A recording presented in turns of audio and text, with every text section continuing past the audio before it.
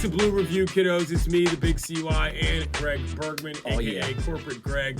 Blue Review is presented by Los Angeles International Airport. Hire LAX creates life-changing career opportunities for Los Angeles residents. And for more information, check out Hire LAX on Eventbrite. Okay.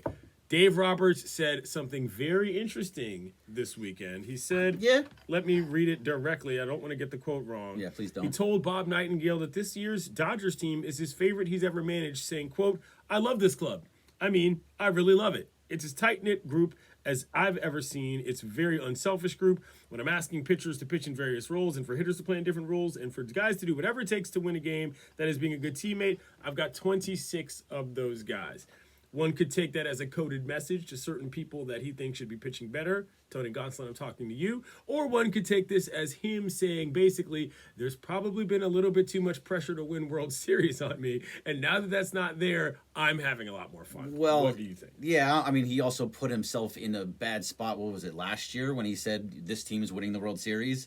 He put it out there on himself. He did. So, I mean, really, I don't really take much from this quote because this is probably not his favorite team. I would think his favorite team would be something like 2017 when they played the Astros. Why are you assuming that? Why am I saying? Because that team just came out of nowhere and was playing so well and just ran right through and was one of the best teams in baseball when they weren't expected to be, and they went all the way to the World Series, and they probably should have beaten the Astros if they didn't get cheated on. But I think so.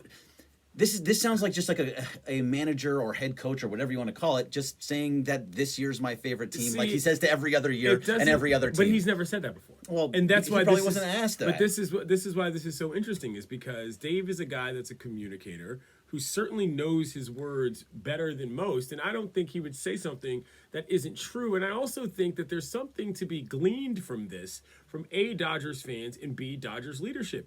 Maybe, just maybe, going out there, and I'm not saying Dave did not do this last year, but like maybe as an organization, the goal of winning World Series every year is understood and not something that you have to constantly be harping on in public. And Dave fell into that trap, as you mentioned last season. And so for him this year, and perhaps for front office and the team as well, it's like, you know what?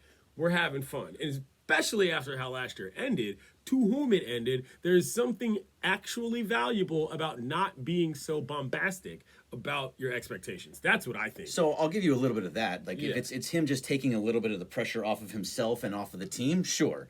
Absolutely, I feel like that. He screwed himself last year. I don't know what other way to put it. Okay, but that wasn't he shouldn't have done it. That wasn't the only part about it that made that a thing. I mean, the expectations on the expectation squad, was there. The Dodgers have one expectation. Every single year from now on and moving forward, their expectation is to win a World Series. I mean, it's there this year, despite the fact. See, they know that this year the Braves are the better team. The Braves are the team that should win the NL.